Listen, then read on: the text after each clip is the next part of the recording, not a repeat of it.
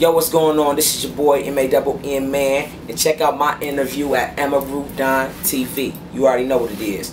Where's Man? Yo, What's up? what's happening, bro? Everything good? And yourself? Yeah, everything's great, man.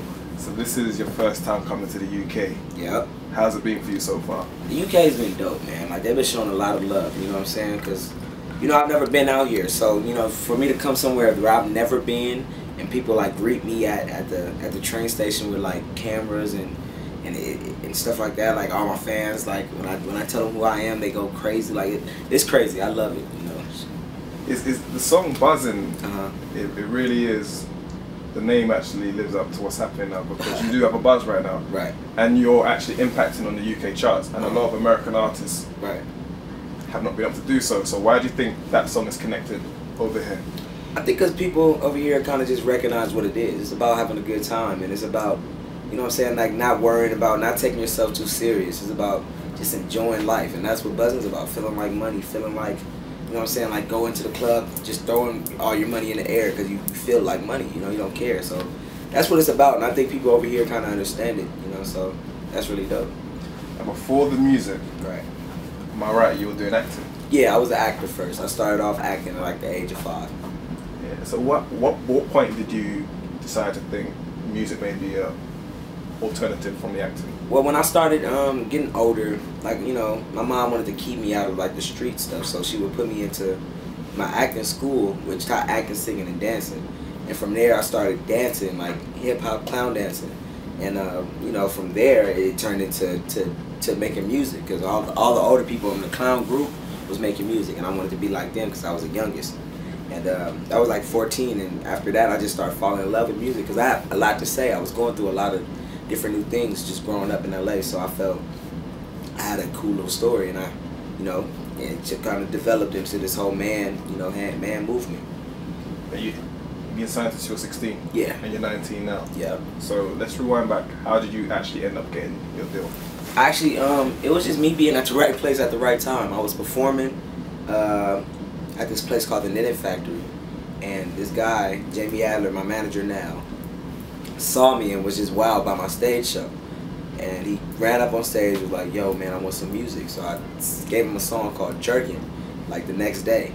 He loved it, brought it to Steve Lobel, who was managing Sean Kingston, and he brought it to J.R. Rodham, who, you know, had Beluga Heights. And from there on, J.R. loved the record, flipped the record, and put Sean Kingston on the record. And from there on, I kind of just became a part of the camp, and then I got a record deal at Mercury. Just as an artist, what's your thoughts on 50 Cent? 50 Cent is a great person, you know what I'm saying? Like, as an artist too, I've kind of been watching his career a lot, like just paying attention to 50 a lot, and yo, he just makes hits. You know, that's one thing he does do. You know, he never not had a hit. You know, even when his album didn't do too well, he had a hit though. You know, like, and that's something you gotta respect, because he can still make hits, and he you know, he hops on people's songs and make them bigger. You know, he did it with Ryan Leslie, Diamond Girl, and he also did it with Buzzin. You know, and I really appreciate his support, because he didn't have to do it. You know what I'm saying? And it's the fact that he wanted to do it and he genuinely loved the song. You know, I feel great. I'm blessed.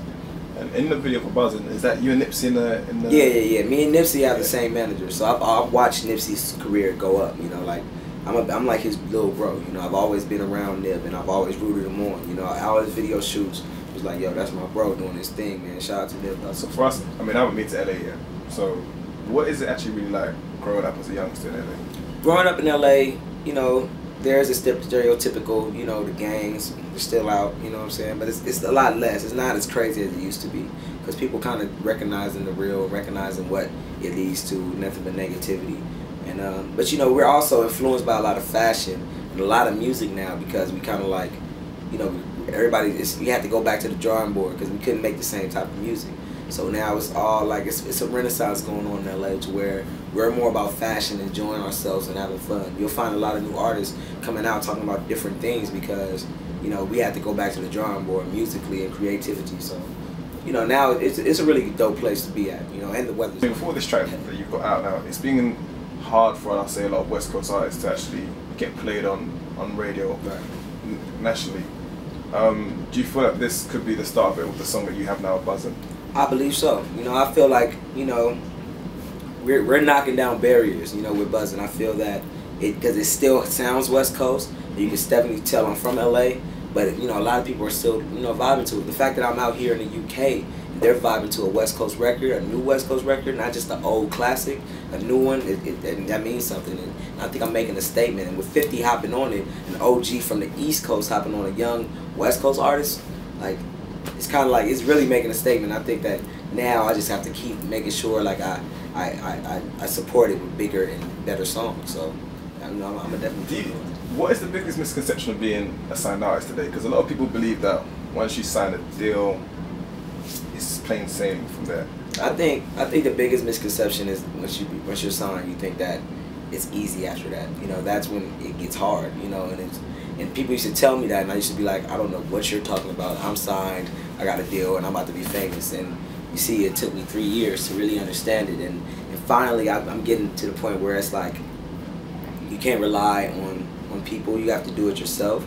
And then, you know, once you, because it's like with anything, once you show how much you love and how much you really love what you're doing, people will be more willing to invest in you and more willing to put their all behind you, because you know they believe that you won't let them down. So you know, you got to really make sure you love what you're doing when you're you know, really when you're doing what you're doing, because if you're not giving people a reason to support you and a reason to put the money behind you, then you're not gonna have any money behind you. I stay focused because I know what's coming. You know what I'm saying? Like, I'm not just doing it blindly. Like, I'm not just doing promo, just do it. I'm doing it because I know the reaction from it. You know, after I plant the seed, it'll grow. You know, and I figured if I do all the hard work now, I could chill hard later. You know what I'm saying? Like, there's no reason to chill now. Right now is the work while I'm young and while I'm able to do it. So, no, I'm not really tripping. I'm just doing it. And do you feel that the music industry, a lot of people say it's in a decline. Do you feel that as an artist? Do you feel that there's a lot more pressure on you to get that hit straight away? I definitely do. I feel like, you know, right now it's a lot of pressure to be to make sure you have hits, but at the same time, I feel like the industry and music is going through a revolution, and you know, you have to really be paying attention to really watch what's going on and how things are changing. Like, you know, Wiz Khalifa is a big artist that'll show you that it's not about, you know, what everybody thinks it's about. It's not about having a hit radio song. Even though he did have one, I think that his fan base being so big is what helped him get that more than just having a hit radio song.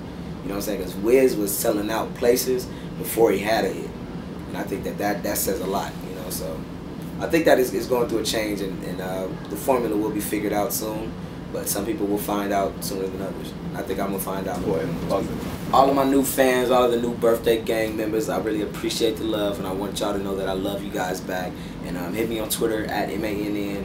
Follow me. You know, I hit y'all back. You know, it's all love from me to you guys. You know what I'm saying? Nobody's gonna ever come between us. You know what I'm saying? It's me and my fans till the day that it's over. You already know.